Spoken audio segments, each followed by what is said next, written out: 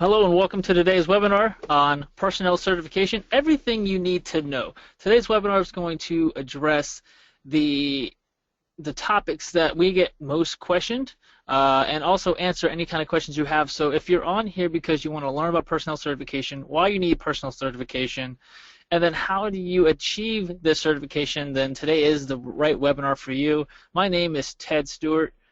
I am the Program Development and Compliance Manager here for Exida. I also help lead the CFSE program, and a lot of my expertise is in safety and high availability automation systems.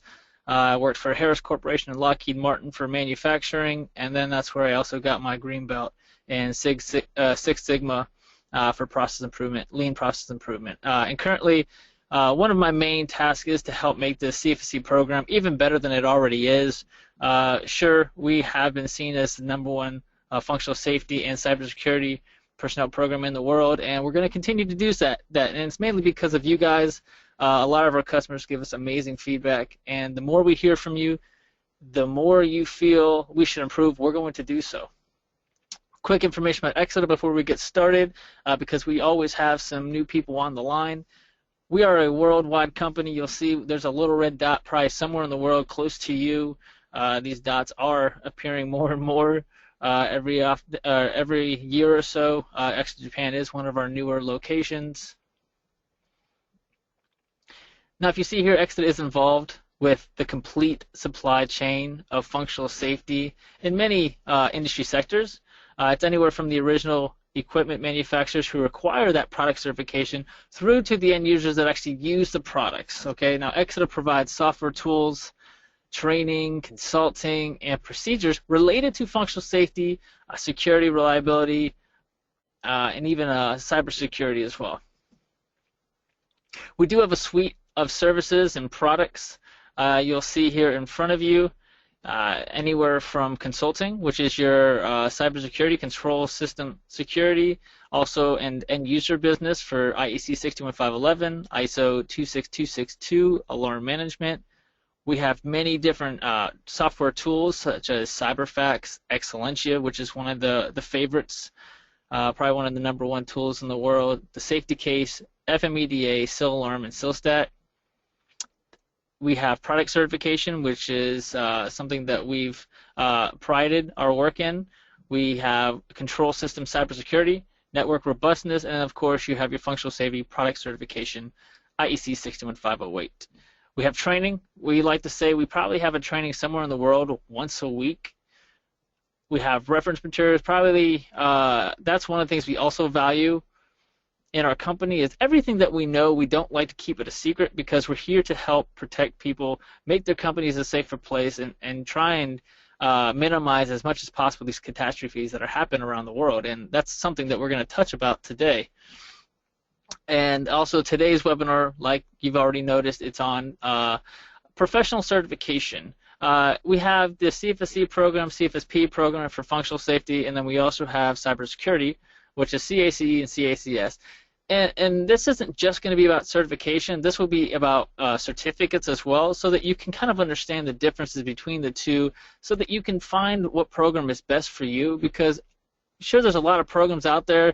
There's a lot of initials next to everybody's names, and hopefully today we'll kind of explain to you which one's right for you and what those letters really mean. And quickly, let's talk about the top level of personnel competence.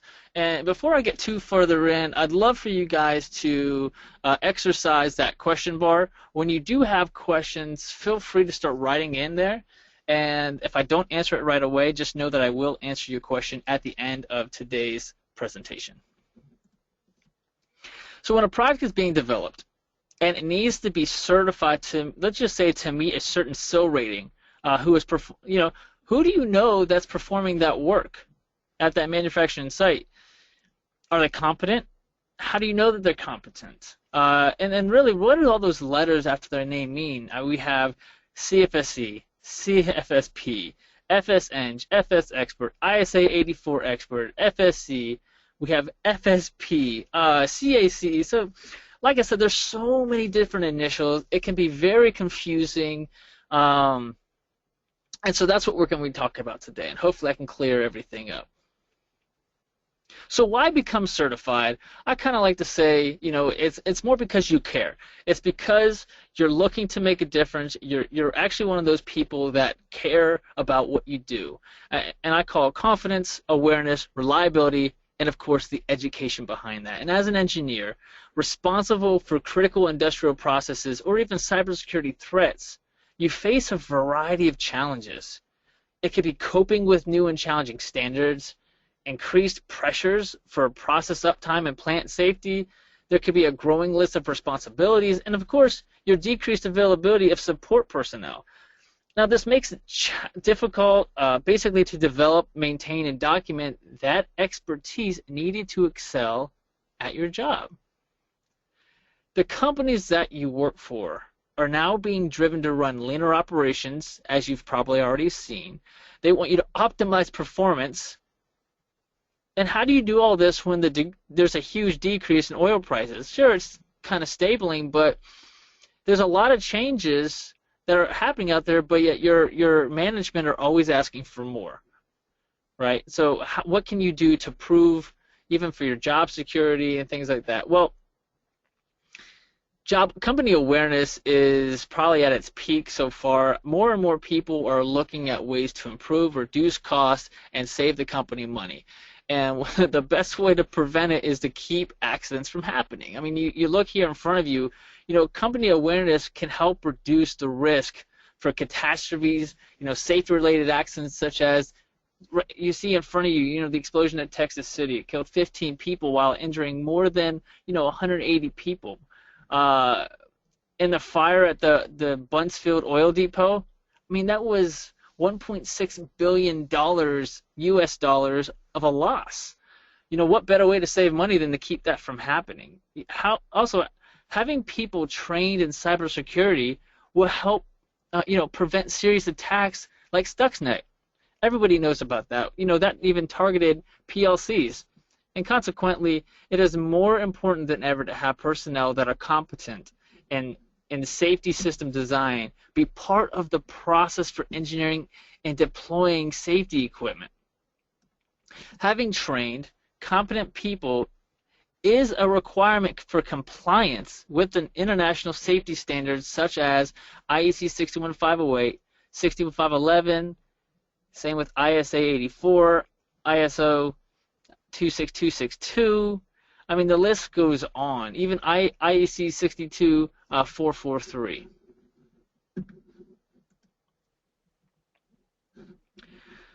Now, okay, so there's many different things that you can become knowledgeable in. There's things that you can do to help yourself and to learn. Now, there's differences out there that need to be explained. You have certifications and you have certificates. Now let's talk about the difference between a certificate and a certification. Okay, now there are people out there who want the simplicity and the ease of a simple certificate program, and like I said, both of these are absolutely fine. It's just what level of knowledge do you need for where you are in your current time frame. There's limited evidence of competency, which is sufficient for some people in the world, and results from an educational process. There's for newcomers and experienced professionals. Let's go through here and first talk this out. So a certificate on the right-hand side. A certificate is basically the results from an educational process, okay? It's great for newcomers and experienced professionals. What a certificate really means is you go and you take a training course, and then you're given an exam based off that training material. Okay, so you didn't have to have outside knowledge. As long as you were there, you listened very hard, you asked all your questions, and you were, focused on this training, this exam, you will pass. Now, what is a certification?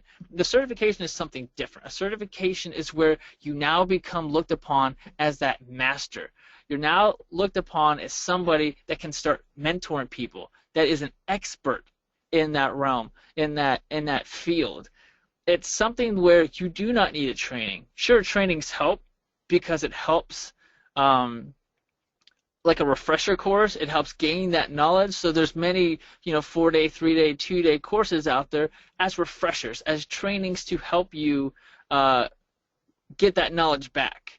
But a certification does not require training. It's basically an exam based on the knowledge in the field in that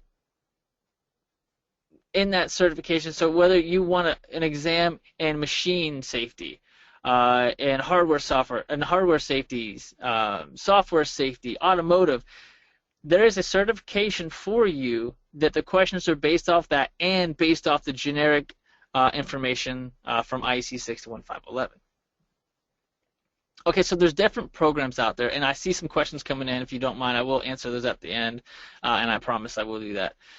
There's personnel competency programs out there, and I've kind of tried to show the differences between the two. Over time, we've learned more and more about all the different programs, and a lot of them are just starting up.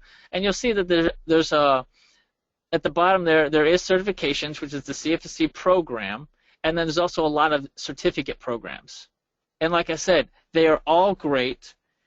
It's just a matter of what level of knowledge do you need for the job that you currently are holding. Okay, and not all certificate programs are made equal as well. If you look here, you can go through the different fields, and you guys are going to get a copy of these slides. You'll get a recording to this webinar, so you can always go back and reference this table here. But one of the things that you want to look at is, what are you getting out of this training? Is it the same across the world? So let's say, for example, I take one exam. Am I going to be taking the same exam in China as I do in the US? Are they different exams? Are the material that I'm learning the same in different areas? These are very important questions, because how do you set a level, or how do you create a bar, a standard that everyone's based off of, to see if what you took is what they took, to make you all equals? Well, surprisingly enough, there are agencies out there, you can see them in front of you, that depending on where you are in the world, you have different material, different exams. So there's really no basis to say if this person that got this certificate is just as knowledgeable or less knowledgeable as that person. So what you want is, you want to look for an agency that has a standard across the whole program. So no matter where you take that program, you're getting the same course material, the same exam, so that you can be challenged and you can be based, and how can I say this, so that you can be looked upon from other people saying, yes, they passed that, yes, they passed that. They're both competent because they took the same material based off the same course. So I hope that makes some sense. And yeah, the CFSE program today is the only certification company out there. So where do you fit in? Your certificate programs and certification programs. Step one is you want to get into some type of certificate program. This will show you, basically, I like to call it a gap analysis, where it likes to tell you where your strengths are, where your weaknesses are, how much you need to learn before you actually make the investment in becoming an expert. Now, of course, if you've been in the industry for 20 years, you only do functional safety, you only do cybersecurity, and you're very much familiar with everything, then there's no point in doing a certificate program. You can jump right into the certifications, and many, many, many people do that step as well. But if you're unsure, then I always like to recommend people to start off at step one. Take one of these certificate programs that you see in front of you and see how well you do. And do your research to see which one is right for you as well. There are 3 different levels of competency. We're going to start at Tier 1, which is on this triangle in front of you, is the bottom. Tier 1 is the certificate level. It's basically like your FSP, your functional safety practitioner, which, like I said, is based off of the exam, or excuse me, based off the training material. So when you take that training material, you get an exam based off that training material. Okay? It's good enough. A lot of management loves seeing the certificate program, because now they can base something off the money they just spent for you to go off and do this training. So now you come back meeting the objective. Yes, I did pass that exam. Yes, it was worth your money. Here is my certificate that I did pass this. I did show competency in that training. Next step, you're going to move right into the certification program. All right. Now, there's different levels of expertise. Both are great. I personally am a CFSP. I'm not a CFSE yet. I did not have the experience when I took the CFSP. Now I do, however, I haven't taken the exam. I need to do some studying myself even. The CFSP is the certification program which is operated per IEC 17024. The requirements are tougher than a certificate program. Why? Because the exam will not be based off of any training. It's going to be based off of standards, and it's going to be based off of industry information that is the most current in the field. And then, of course, Tier 3 is the certification or certified functional safety expert, and this is the gold standard. This is the top. This is where everybody's looked upon as your mentor. These are the people you want to make your friends because they're the ones that understand this fully within the exam type that they took. Because, right, so there's CFSEs for process, there's CFSEs for machine safety, automotive, and so you want to make sure that you take the correct exam, and we'll talk about that as well. So what are the different advantages between a certificate, and what are the advantages for a certification? Well, briefly, you know, getting a certificate shows the proof of competence. All right, so you go to this training and you don't just walk out. I mean, maybe that person was on the phone the whole time and just sat outside. You don't know if this person learned anything in that training. Well, that's what the certificate program does. It shows that they listened, they retain the knowledge, and they show that value as an employee when they come back to their place of work. Okay, so that increases that value. It differentiates yourself from your competitors. Having the certificate, you can now show, hey, look, I do have this level of confidence, and then the end users or whoever your end customers are can see that you guys are serious in what you're doing. And of course, a certificate program is great because it can show and prepare you to take that next step. All right, to become, to get a certification instead of just a certificate. And of course, you can always put the initials after your name. You can be an exida FSP, exida ASE, which is for cybersecurity, or exida AMP, which is for your alarm management. What about certification? We talked about this briefly. I bolded a few areas to show the importance. But my biggest thing when someone takes a CFSE, CFSP, or in cybersecurity, it's called a CAC, CACS. We'll go over everything later. But you can indicate that you are almost a master. You are that mentor. You are that leader in the industry. This is the top level. This is where you want to be, and that's when you see people. Even on your LinkedIn forums, all those discussion groups, you can see who the people are that truly do understand the information. And it's now becoming a standard to where there's certain jobs, descriptions, roles out there that require this type of level of experience. All right. This is an area where we probably get the most questions. Many people are trying to figure out, okay, well, sure, I understand where I am. I know what I want. Maybe I've taken the certificate route already, but I want to get certified. What is the process so I can get certified? What are the requirements? And, you know, what do I need to know before I walk in that door and I get surprised? All right, the first thing you want to know is whether you're in functional safety, which is CFSP, or cybersecurity, which is CACS, all right? You want to know, well, do I hit requirements? What's the education that I need, or what is the minimum of a work experience? What's 2 years for the CFSP, CACS, okay? What is that? What it basically tells you is you can also get credit for education. So if you have a bachelor's degree, congratulations, you're now eligible to be a CFSP or CACS. That doesn't mean you're going to pass the exam, but what it does mean is we want to make sure that the people that are coming and taking the exams aren't wasting their time.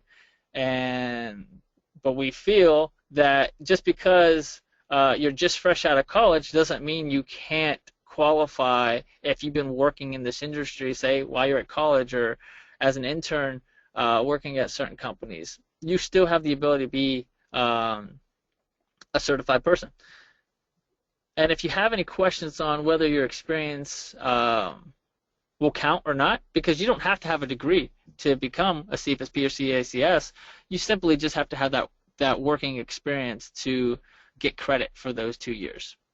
Now, CFSE and CACE are a little bit more. You need a minimum of 10 years. Okay, so you need to be in this industry for a while. Of course, you see in front of you, your education will help you. even if you have a master's degree, you can subtract 4 years, so really you only need 6 years of field knowledge. And like I said, these are just requirements. This does not mean that once you hit this experience level, you will pass this exam. The exam is a challenging exam, as it should be.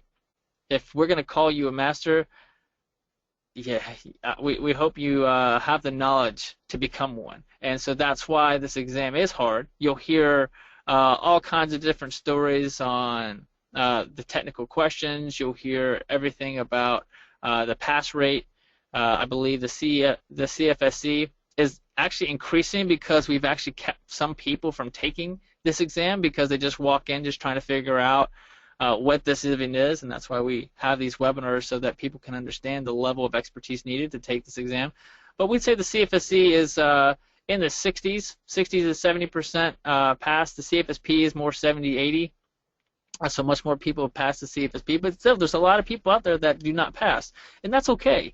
Because if that's how you want to benchmark where you stand in the industry, then that's a great way to do it as well. I spoke before that there are different types of programs for these certifications, whether it's process safety, machine safety, automotive, hardware, software, and of course cybersecurity.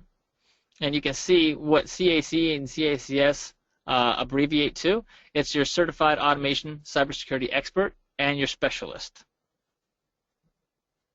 All right, so now you know if you qualify.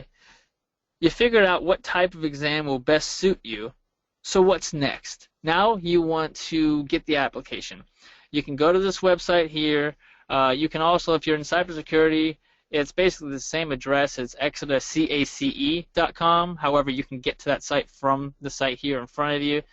It's as easy as downloading the form, filling the form out, and emailing it to the admins who deal with all your paperwork. They've also helped you by creating a checklist. So here are some of the things that you will need when you fill out your application. Besides just the application process, you'll need to sign a form for a code of conduct. You'll need to provide proof of your education. You'll need to create a case study for only CFSE. You'll have referee statements. You'll need 4 for CFSE and 4 for CACE, and you'll need 2 for CFSP and 2 for CACS. I should add that on this slide. And of course, there's a payment involved. This can be found right here on that link in front of you, so if you want to print that out so you know what you need, this is a great checklist to have. So once the applicants, once they send that application into the CFSE administrators, it gets filtered into the database, all right? And then into that database, it then goes into what we have as a tracker system, all right? This tracker will then give you a username and password, so that the candidate can see where they stand in the process. Also, once this application is submitted to our administration, there'll be a welcome email. In this welcome email, it'll let you know if you've been approved and are eligible for this exam. It'll also welcome you. and at this time, you now know if you're able to sit for that exam, and you want to start thinking about when you want to take the exam and when is it available for you and what region of the world is that exam being completed. Some helpful hints and tips when you do submit your application is that you may sit an exam with an incomplete application. However, at least have the form filled out. So if I go back to the checklist, at least make sure you have that application filled out. The other items can be done after the fact. However, I always don't recommend it. I'd rather you just get it done ahead of time, but make sure you get the application done, because if you do not know, or if you do not, then there probably will not be an exam sitting there for you if they don't know what exam you need. Okay, so that's the most important thing, is if you want to sit and exam and maybe your referees are taking a little longer, that's okay. We'll get them after the fact, but do realize that if that application process on that checklist is not complete, results from the exam are not sent out until it is complete. Here's a view that one would see when they log into their tracker system. You can notice that the candidate can immediately see if anything is outstanding, so there's no surprises. The tracker system will be updated when these items are received from the candidate. Take a look at the screen here in front of you. When you see that the field says complete, you'll be able to receive your exam results as soon as they're graded, so there will be no delay there. One of the things we are becoming more and more proud of is there used to be a long delay in turnaround time for exams. It was up to about 8 to 9 weeks, and I'll explain to you why that takes so long. However, we've now streamlined the process of the grading, and we're now down to 4 weeks. So we've basically cut it in half, which our guys and gals here, our administrators, they've been doing a fantastic job, and I'm extremely proud of that. So if you do take the exam and these fields are not complete, those exam results will not be released until the application is complete. So different resources. I did see here, and I'm going to answer that question now. Let me pull the question bar out quickly. Great. Keep these questions coming. There's a lot in here already. The first one is, when is exida releasing the official study guide for cybersecurity? I love that question. Thank you so much. And you'll see here in front of you that the application it's in final review. It was going to be released in May. However, we had the ability and the resources to have 2 other cybersecurity experts review this study guide, and instead of just releasing it a few months earlier, we decided to hold on to the study guide so that we can make it the best that we physically can with the resources we have. It's changed so much, and it's going to be amazing, and I can't wait to release it. It's in final review, so it's gone past all the experts. Now it's simply just getting cleaned up and going to be sent to the printers. And if you're somebody that is very interested in this, send me an email. I'll give you my email at the end of this presentation, and I'll keep you on the I'll call it a pre-order list. I already have a handful of people on this list, so that once it gets released, you'll know about it and you can purchase it if you'd like to. But there's a lot of anticipation for this, but we do want to make it at the expert level, and we don't want to just send anything out. There's other resource books. There's a lot of online training that is something else that we're working on for cybersecurity. It's already out there.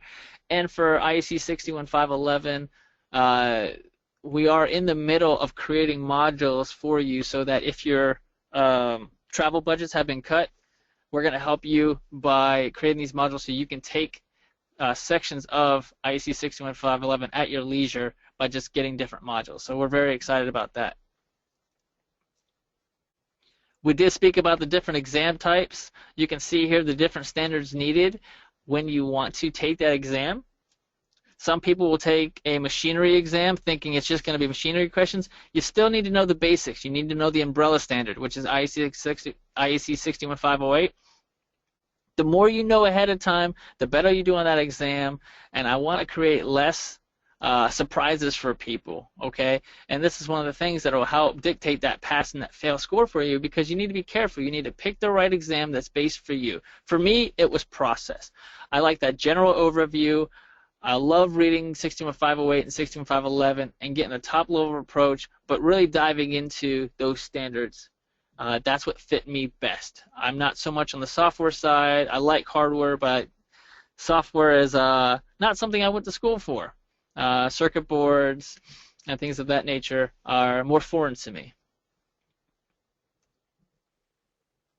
Exam preparation. Okay, so now you're at the point where you filled out your application, you know if you meet requirements. Now you're getting ready to take this exam, and we understand that there could be issues even with traveling to this exam, but you want to be prepared because being early has no penalty, but being late, there's a huge penalty. If you're late for this exam, that door will be locked, and you will not be allowed to come in. And that's only because we need to create a fair and quiet atmosphere for people. I do not want distractions while someone is taking that exam. So we have to be, I wouldn't call it, well, I guess it is strict. We have to be fair to everybody, okay? So there's no penalty for being early. Keep that in mind. You will need to bring some type of passport or driver's license to prove who you are. So it's pretty basic stuff. I don't think anything there is a surprise. Things that you aren't allowed in that exam room or your own personal computer or laptop, no mobile phones, Not even these new watches. We saw one watch in exam where it actually had notes on it, and we're like, you can't have that in there. So that's one of the newer things. Technology is great. There's a lot of ways to help people in good and bad ways. So you are allowed your own personal notes. So as you're going through the standards, you can take notes. However, if we see any notes that are specific to a certain exam, that's a no-no. We're going to have to take that from you. And do know that if you do have this study guide, that is allowed within the exam room. So study guides are permitted. That is one of the biggest questions that we do get. For the CFSE and CFSP programs, here's some useful documents. I personally would look into purchasing at least Part 1 of 61508. I would get 61511. If you're looking into machinery and automotive, those are the other two standards there, 26262 and 62061. If you're taking a process application, like I said, even I still get 61508, even though it says on here just bring at least Part 1 of 61511. I like 61508. I think it's a great standard, so I always hold on to that one. You'll see machine safety, your software, and then your hardware, Part 2, and that should be 61508. Okay, the 8 got left off. Also know that you should have your own standards. You cannot share standards when you're in the exam room. We have to keep everyone pretty much separate from each other. Cybersecurity. You'll see here. Here are some reference standards for cybersecurity. There's many of them. They're not very long. And some of them you can just look at the majority of it online. You'll see here that there is an exida training course. There's in networking, and then also in control systems. ISA 99 is a good one. IEC 62443 is a great standard. Notice here, even though you're doing cybersecurity, we have on here that IEC 61508 or 511. I personally doubt you'll see any questions on there. I don't know. I've never taken this exam. However, what I do know, though, is you probably don't need to worry about them, but it wouldn't be bad to take a quick glance. Okay, because cybersecurity is not within the functional safety realm, I would kind of avoid looking at that. I might actually update this for the next session and confirm if you need those two standards. But let's just say that, hey, you need it. Here are some ideas of different standards that are out there that could help you on this exam. All right, so now you know which exam to take. You know the requirements. You know what to expect when you walk in, what you can and what you can't have. Now that you're sitting down, okay, what is the exam like? Well, the CFSP is a 4-hour exam. It's normally in the morning. It consists of two different categories. You have multiple choice and you have short answers. All right, the short answer questions are 2 points apiece. There's multiple choice, which is 1 point. And of these two sections, you must meet an 80% pass rate. Okay? Now, what about the CFSE? The CFSE exam is 6 hours. It's our longest exam.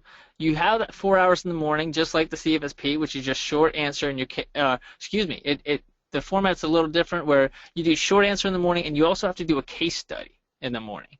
All right, and then there's a lunch break, and then you come back for the afternoon. It's 2 more hours where you finish the multiple choice section. So you have 50 questions of multiple choice, and then you have to do roughly 50 points of your short answer and your case study.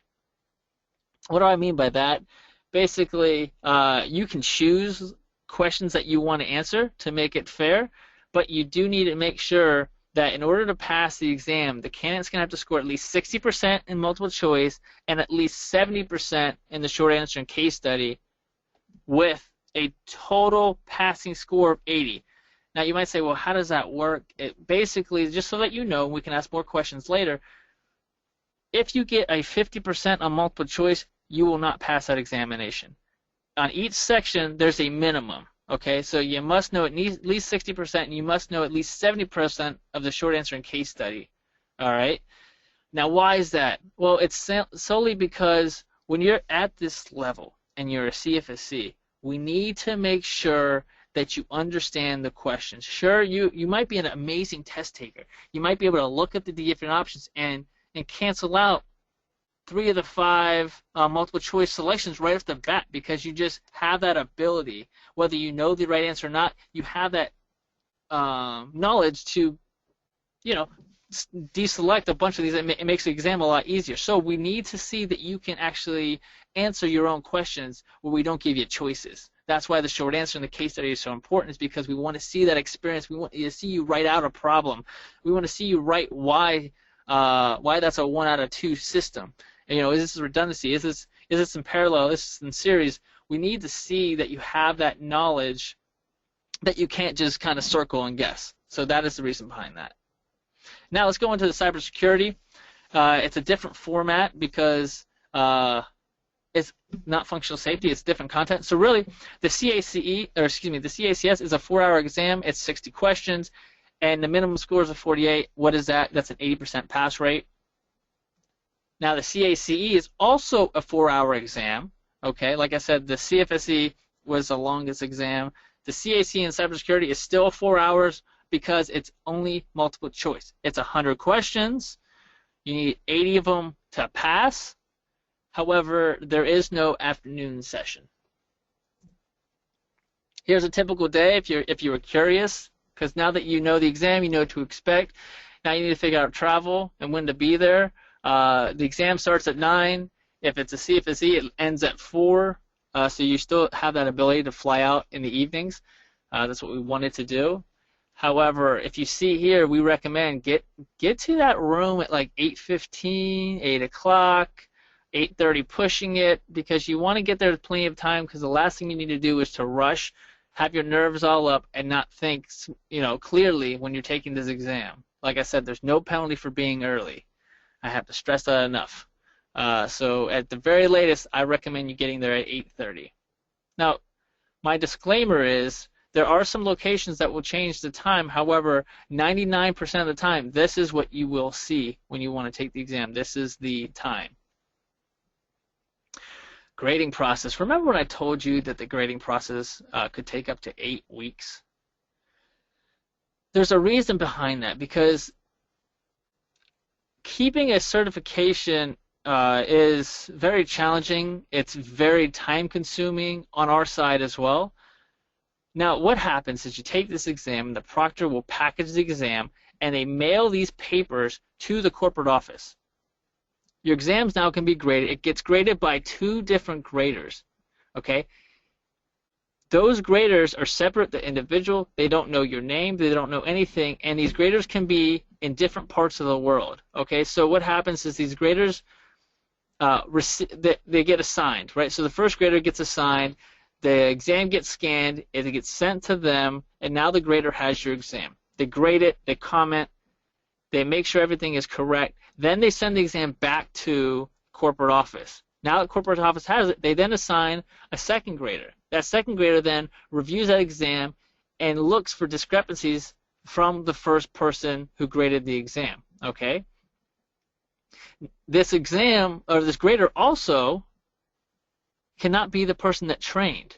All right, so if you have a trainer, the graders have to be 2 separate people, all right, per ANSI IEC 17024. This is something that has to happen. Is it easy? No.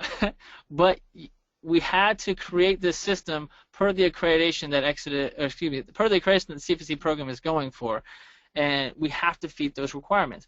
And that is why this process takes so long. It's because you have to have so many people touching this exam to make sure that there's no errors. We keep it impartial. There's nothing biased. Nobody knows who they are. And it's a very long process. And as you said, it took us 8 weeks. But now, because we've streamlined some things, our administration is making this one of their top priorities. We've cut that time in half. We're getting people their exam result. They're flying out the door, and I'm just really excited about how much work they've done so far to give these results. And of course, at the very end now, you're going to receive that certificate. Mine's framed. It's sitting on top of my office, and I'm actually really excited. I'm going to take the CFSE here, hopefully within the year, and we'll see if that slide updates. Hopefully, you'll see a CFSE for me by next year. that concludes our presentation.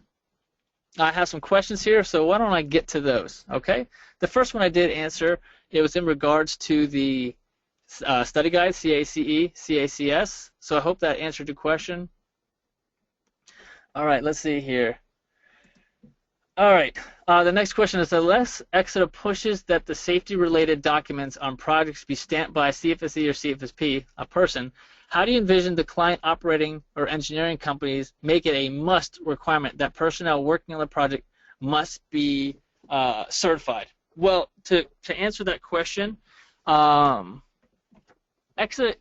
can only inform, educate, and share the knowledge that we have. We will never tell somebody they must do something.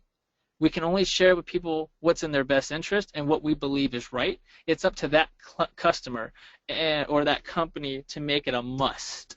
Yes, it's becoming more and more frequent that it's turning into a must.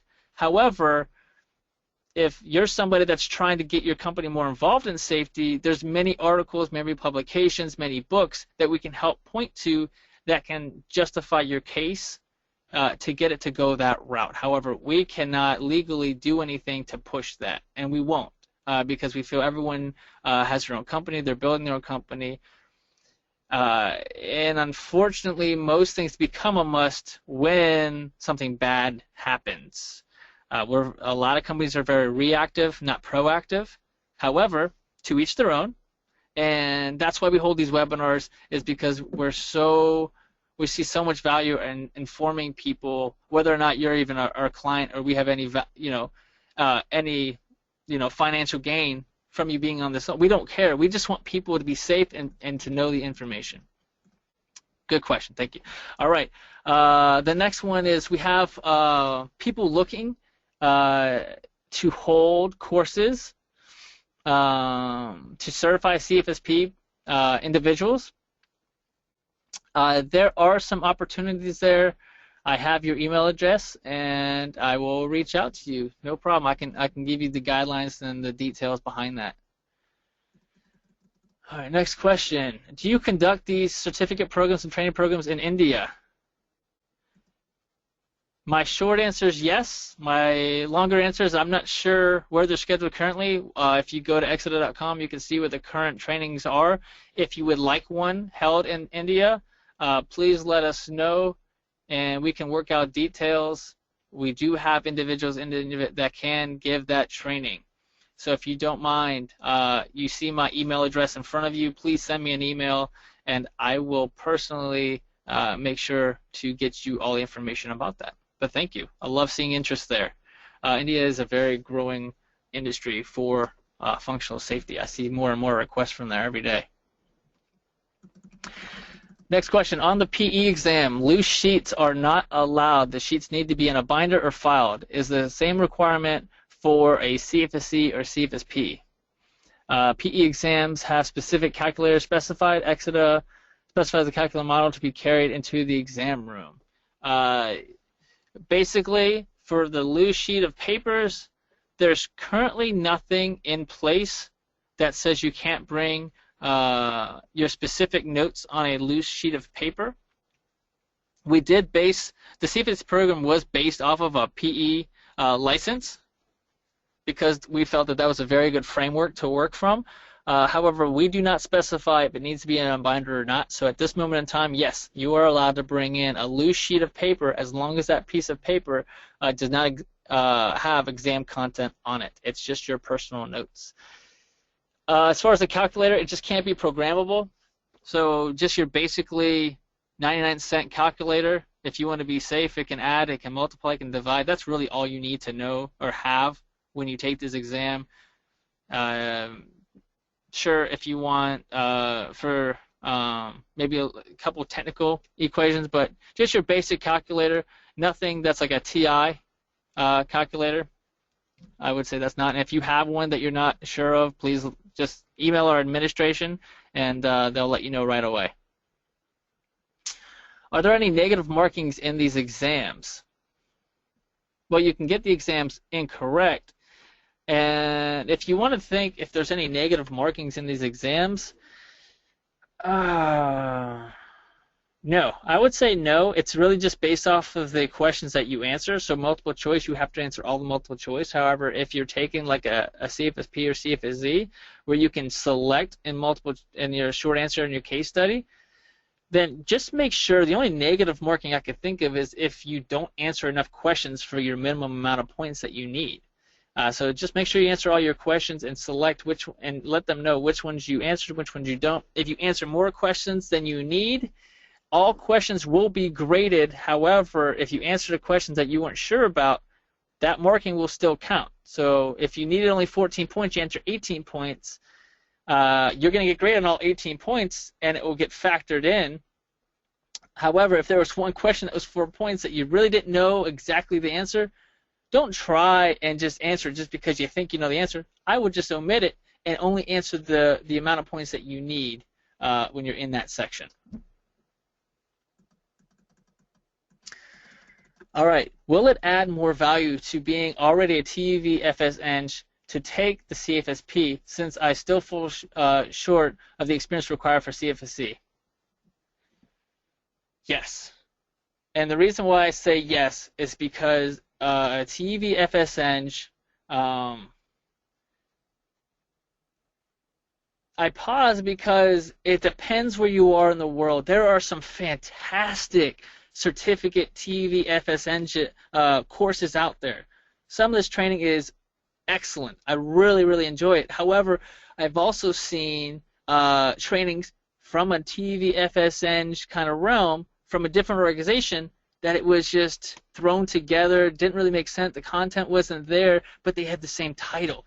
So it's very hard for me to even base if someone is a TUV FSN what their level of experience and quality is. All right, because there's some fantastic ones out there, some that I'm friends with that I just like. I love that instructor that they went to when they took that course. So will it add more value to be a CFSP?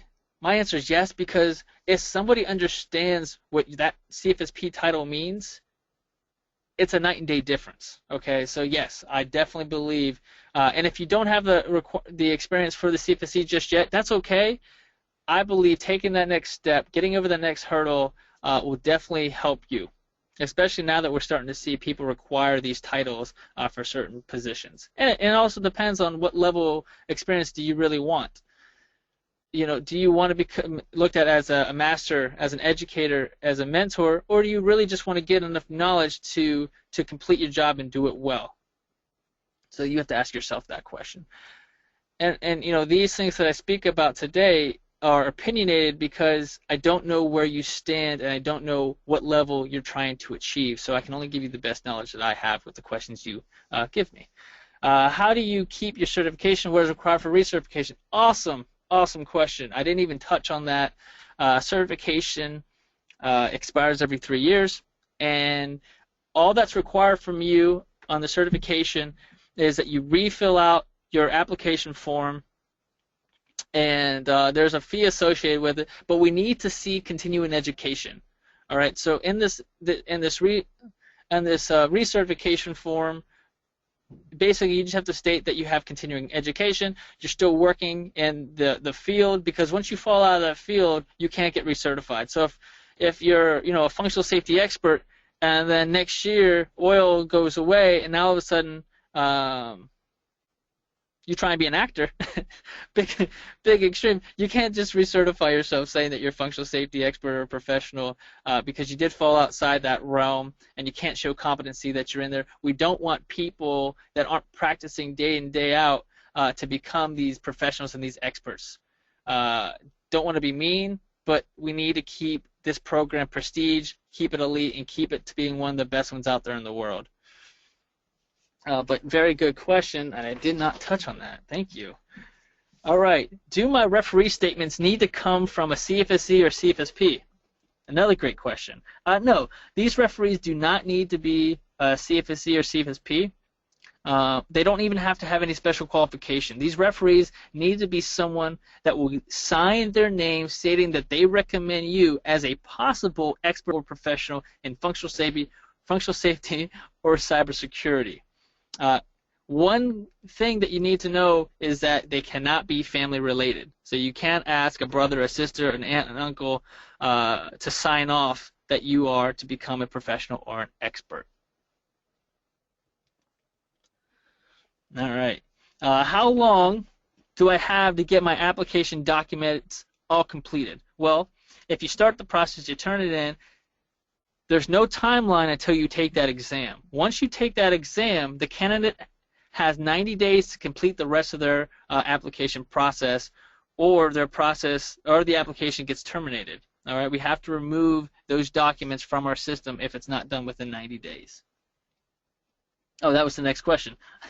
What happens if I do not get my application completed on time? Well, the application, the code of conduct, the educational documents, the case study, referee statements, if they're not all in payment, are not received within that 90 days, these will be destroyed for security purposes, and the candidate will have to start the process all over again. There is an extension that if you want to go beyond the 90 days, say something were to happen, you need more time, there is a $100 fee, and basically all it does, it gives you 30 more days, but it keeps our administrators to actively work on your file to keep it open, and so yes, you can extend it if you need to extend it. Let's see here. Is my PE, CEC yearly log acceptable by exida to keep the certification active?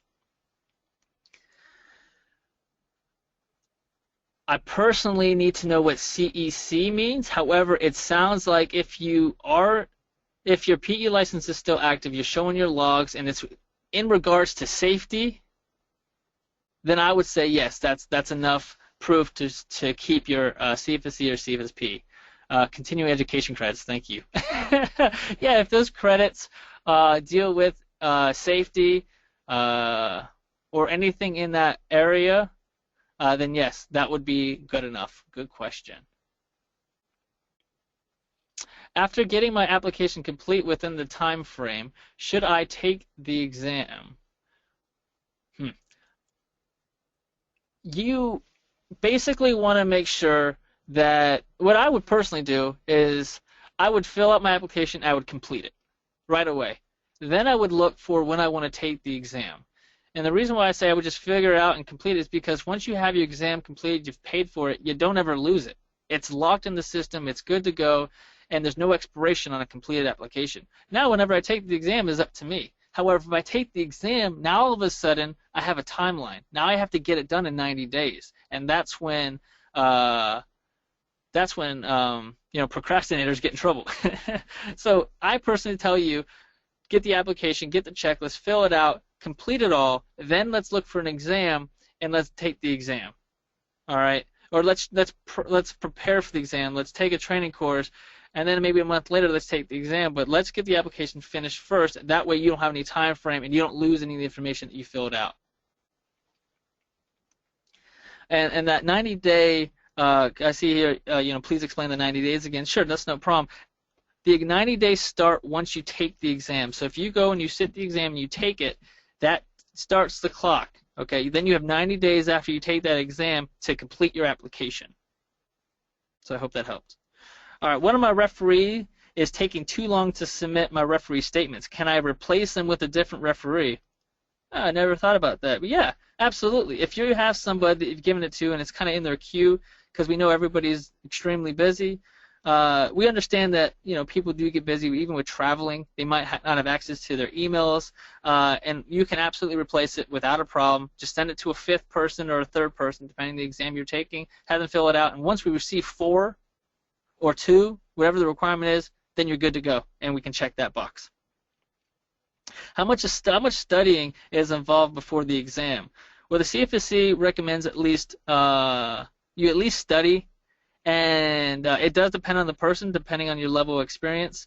From what we see for the CFSE, we usually see people take the training, they then study for 1 to 3 months, and then they take the exam. However, we do see people taking the training and then the exam immediately. Actually, we see it a lot. We just hope that those people studied before they went to that training, and they didn't just take the assumption that all they need is a training to pass the exam, because that is not the case. We did touch on this a little bit. What is the difference between a TUV certificate and a CFSE certification? Without getting into too much detail, it's basically that one is based off your training material and one is based off of the field or the knowledge off of certain standards that are out there. So the FSN is just based off of that training material that was presented to you that day. And it could be different material depending on what location you go to, whereas a certification is the same standards that everyone's based off of to the current field knowledge that's out there in that realm that you're taking the exam.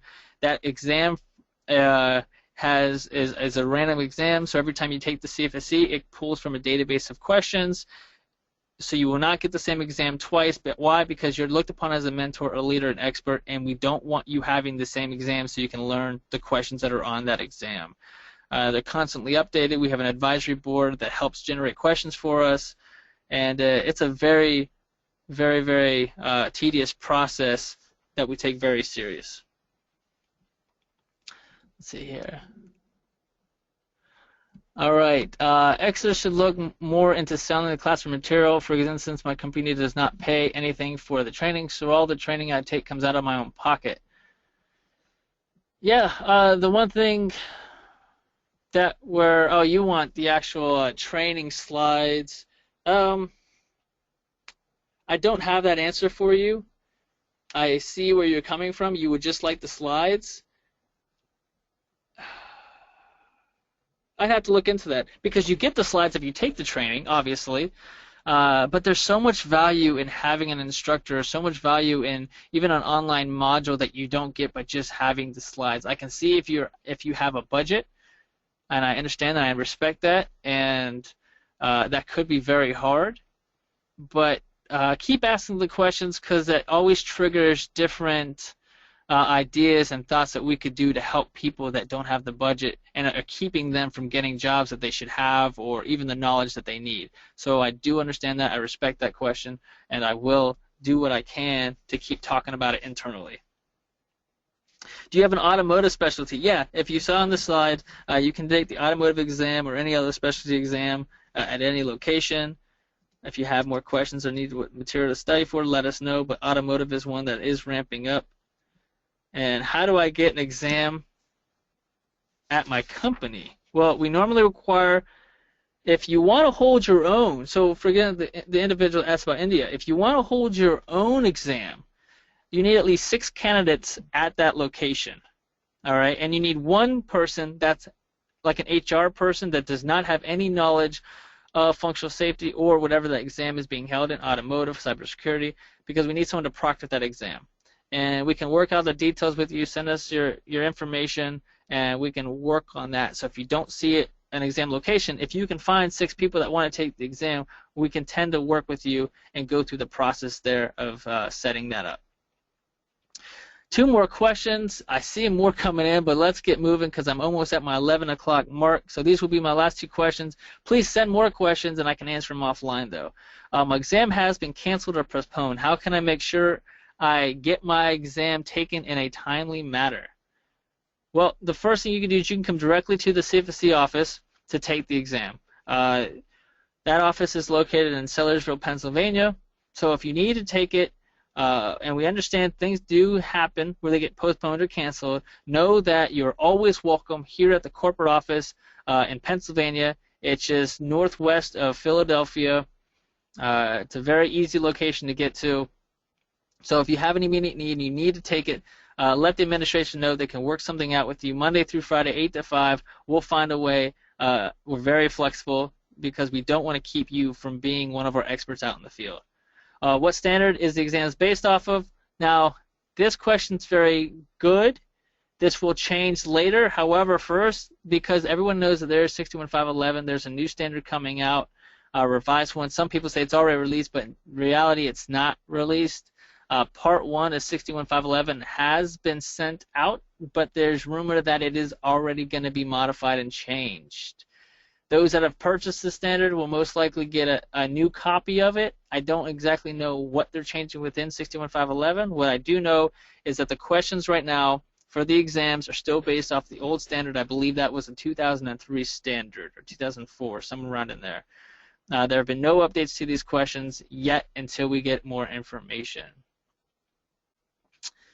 All right. Any additional questions I will take offline. Thank you so much for your time. It is 11 o'clock my time. I took the hour that I was allowed. I'll be doing this again in 5 hours exactly. If you have more questions and want a live answer, please join me then. Thank you so very much for your time. This concludes our presentation.